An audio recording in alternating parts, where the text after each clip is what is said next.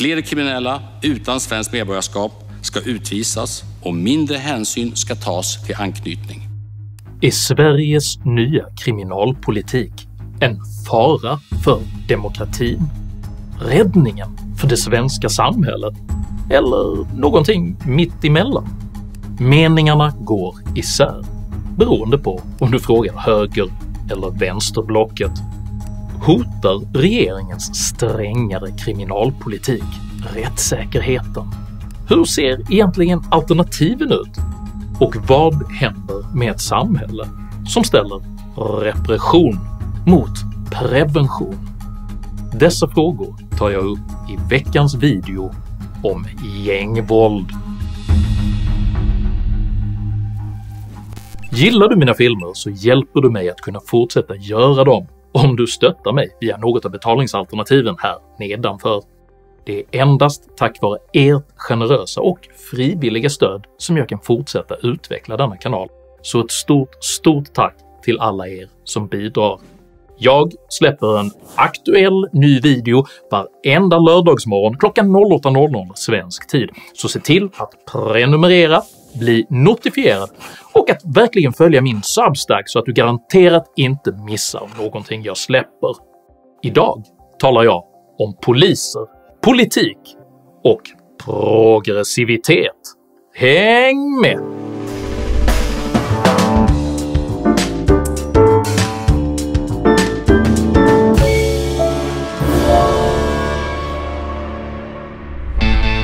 Den ikoniska filmen Easy Rider från 1969 skildrar den västerländska kulturens övergång från 1960-talets narcissistiska hippie-idealism till 1970-talets dystopiska hedonism.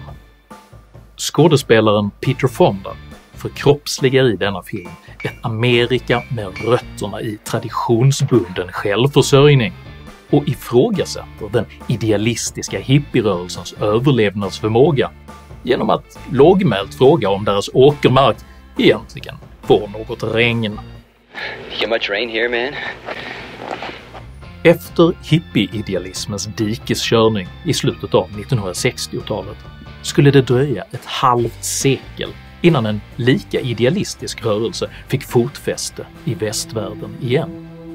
Men denna gång ersatte man LSD och fri kärlek med identitetspolitik och maktanalys. Beväpnad med dessa båda nya verktyg ryckte den identitetspolitiska rörelsen under det tidiga 2000-talet fram med radikala krav på omställning av hela det västerländska samhället. Ett förmodat patriarkat skulle kullkastas, ett kolonialt perspektiv krossas och en hel uppsjö av nya ord, förhållningsregler och pronomen skulle nödvändiggöras i precis alla sammanhang. Konflikten mellan denna identitetspolitiska radikalism och verklighetens förutsättningar kan sägas ha nått sin kulmen i och med Black Lives Matter-rörelsens krav på att avfinansiera polisen. Dessa avvecklingskrav baserades på den maktanalytiska föreställningen att polisen representerade en institutionaliserad form av kolonialt och patriarkalt våld, vilken genom sin blotta existens förhindrade en samhällelig läkningsprocess baserad på inkludering och socioekonomisk utjämning. Det mest intressanta med kraven på att avveckla ordningsmakten är dock inte deras ideologiska utgångspunkt, utan det faktum att hela samhället accepterade dem, i stort sett utan invändningar. Knappt 2 veckor efter att protesterna hade inletts lovade Minneapolis kommunstyrelse att avveckla sin polis. Den anrika tidningen Washington Post krävde nedläggning av alla polisfilmer och tv-serier, och representanthusets ordförande Nancy Pelosi knäböjde i solidaritet. I Sverige valde lokaltidningen Sydsvenskan att publicera ett debattinlägg med rubriken “Nedmontera polisen”. En poliskvinna knäböjde, och en emotionell man i tunika gjorde ett högstämt men mycket svårtolkat utspel. I am Anders Säkersson, and I'm a Swedish man. And I want to say, as the representation of the Swedish people, that we have failed. Men precis som för gröna vågens hippiekollektiv ledde identitetspolitikens förment progressiva aktivism till något helt annat än man tänkt sig.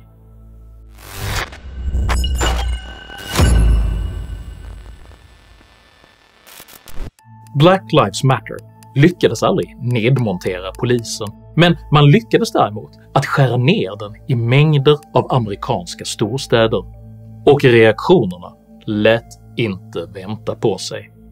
Den progressiva föreställningen att en omfördelning av resurser från polis till lokalsamhälle skulle leda till en inkluderande läkningsprocess visade sig inte stämma.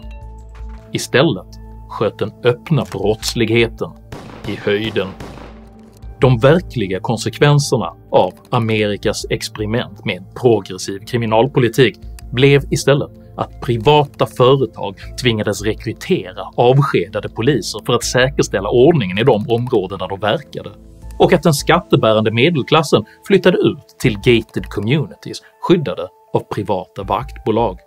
Och allt detta medan utanförskapsområdena försatts i brottslighetsmässigt fritt fall, präglat av hemlöshet, missbruk och dödsskjutningar. På samma sätt som dessa progressiva delstaters polisiära experiment har gjort dem till varnande exempel i USA, sticker Sverige ut i Europa. Uppklarningsprocenten är låg, antalet dödsskjutningar per capita högst i Europa, och redan i augusti i år slog Sverige rekordet för antalet ihjälskjutna på ett enda år. I år går utvecklingen mot ett svart rekord. Hittills har över 40 personer skjutits ihjäl. Det är redan nu på samma nivå som under hela förra året. Sverige har under flera decennier fört en unikt progressiv kriminalpolitik där alla krav på repression har bekämpats som förlegade och kontraproduktiva. Ett aktuellt exempel på detta är hur den frispråkige och hårt kritiserade Göteborgspolischefen Erik Nord i förtid ersattes av den progressiva Emily Kullmyr. Så man bygger människor från början, att man får ha en trygg uppväxt, att en kvinna i sitt hem inte ska bli misshandlad, utan att man där och någonstans ska man vara trygg. Och då behöver vi lägga in jättemycket kraft där. Och du tänker att då kommer man också åt rekryteringen till kriminella gäng kanske? De här männen då framförallt som finns i de här miljöerna, det de har gemensamt är ju att de faktiskt har antingen upplevt eller vuxit upp i hem där man har bevittnat våld.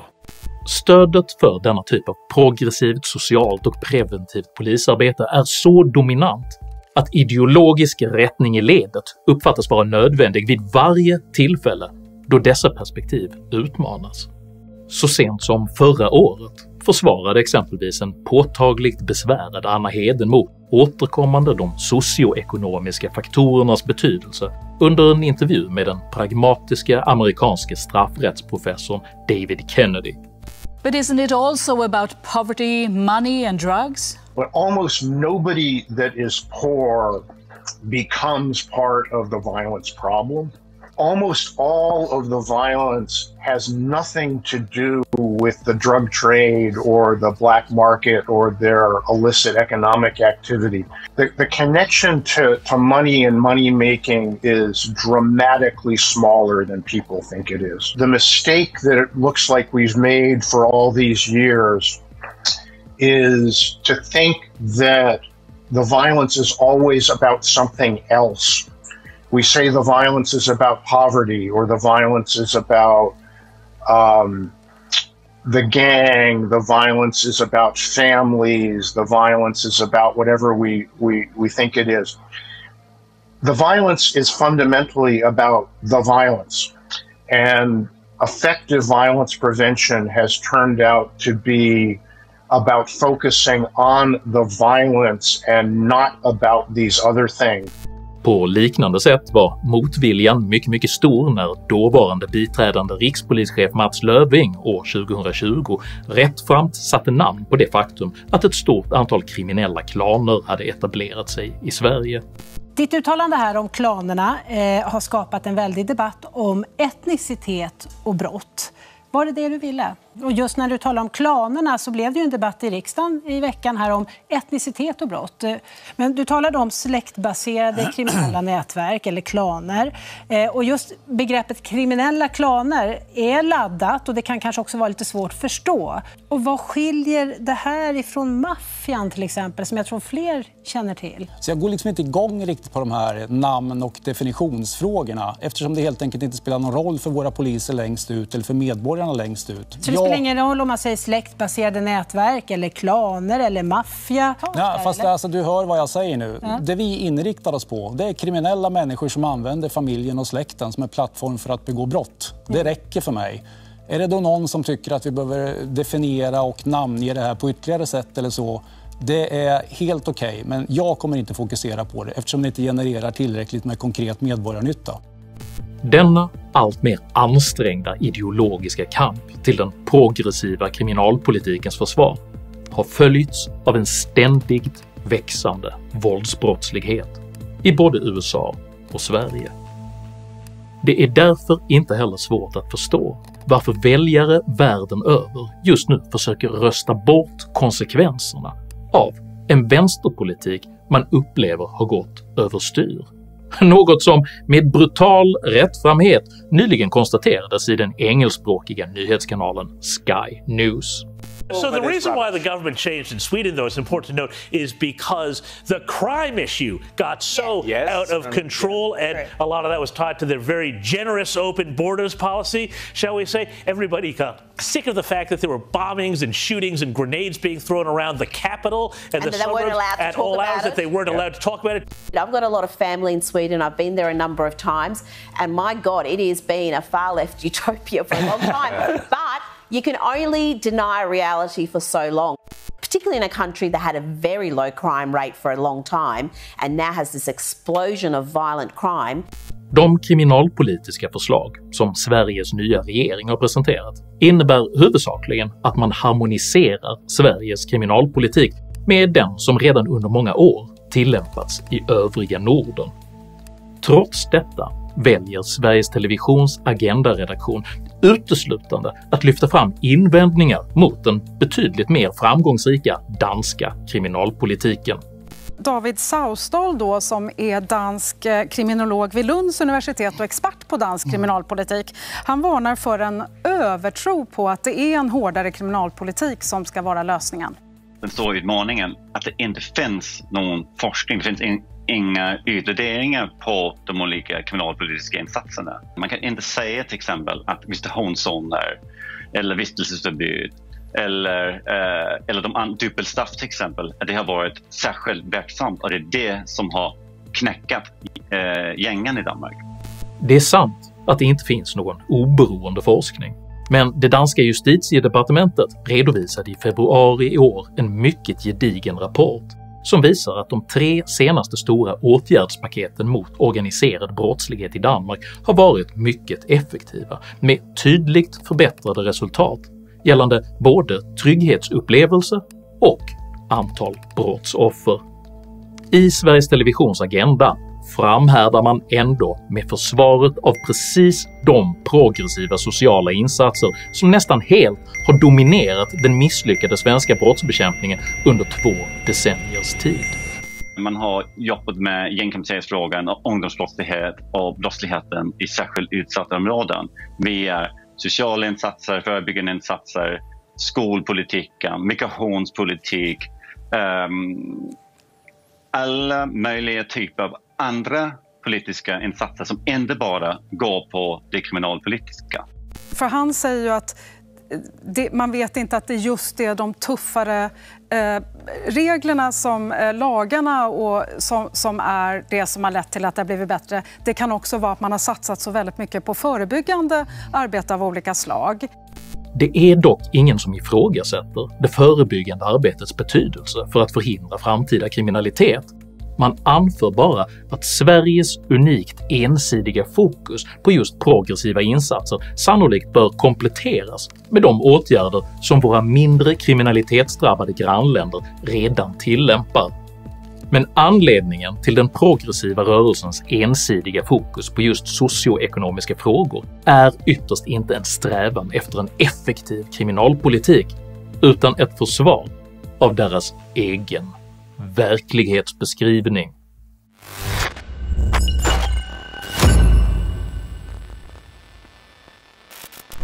När Sydsvenskan-skribenten Moa Berglöf bittert anklagar politiker som hon inte gillar för att luras om brottsligheten agerar hon inom en polemisk tradition där ett progressivt mål anses helga bedrägliga medel. Med Brottsförebyggande rådets fallande brottsstatistik som utgångspunkt insinuerar Berglöf att eventuell oro över den växande gängbrottsligheten är alarmistisk högerpopulism. Det är förstås mycket bra att Sveriges sammantagna brottslighet är fallande, men samtidigt har våldets karaktär förändrats i grunden. Det är sant att den självrapporterade utsattheten för brott mot person minskar för 3:e året i rad, men det är även sant att Sveriges redan unikt höga antal dödsskjutningar fortsätter att öka. Att försöka framställa en situation med minskande personbrott och ökande skottlossning i det offentliga rummet som en progressiv seger är inte bara ohederligt, utan direkt oansvarigt. Denna typ av budskap reproduceras just nu av en krympande skara progressiva aktivister som inmålade i ett ideologiskt hörn försöker övertyga en allt mer tveksam publik om att allt som är dåligt i Sverige antingen är påhittat av eller orsakat av rasister. Att försvaret av de progressiva problemlösningarna i allt högre grad kräver att man förleder snarare än förklarar beror på att dess företrädare prioriterar ideologisk renlärighet framför effektiv problemlösning. Eftersom den progressiva rörelsens maktanalys entydigt betraktar människan som ett resultat av de förutsättningar som samhället gett henne, är det endast genom förändringar av samhällets maktstrukturer som oönskade beteenden kan förändras. Om en individ blir väldigt framgångsrik så betraktas detta som ett resultat av strukturella privilegier. Om en annan individ blir kriminell så betraktas detta som ett resultat av strukturellt förtryck.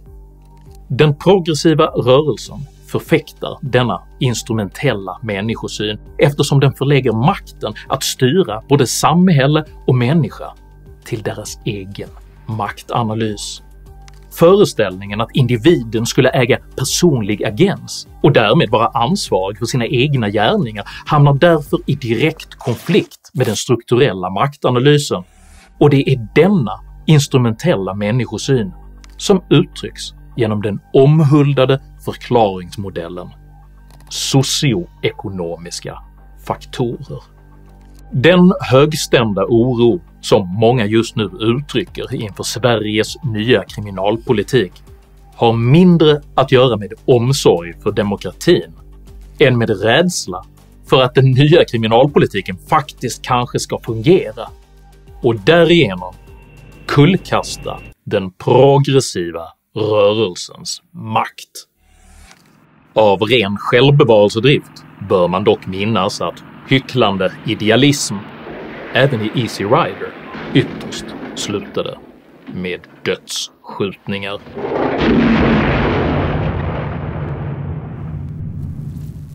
Om du uppskattade innehållet i denna video så hjälper det mycket om du delar den med dina vänner och kanske till och med stöttar mitt arbete via något av betalningssätten här nedanför. Dela även gärna med dig av dina egna åsikter och erfarenheter i kommentarsfältet här nedanför, men jag ber dig att alltid vara artig. Jag accepterar inte aggression, personpåhopp eller rasism i mina idédrivna kommentarsfält. Tack för att du som kommenterar respekterar detta. Jag heter Henrik Jönsson och jag föredrar effektivitet framför renlärighet. Tack för mig och tack för att du har lyssnat.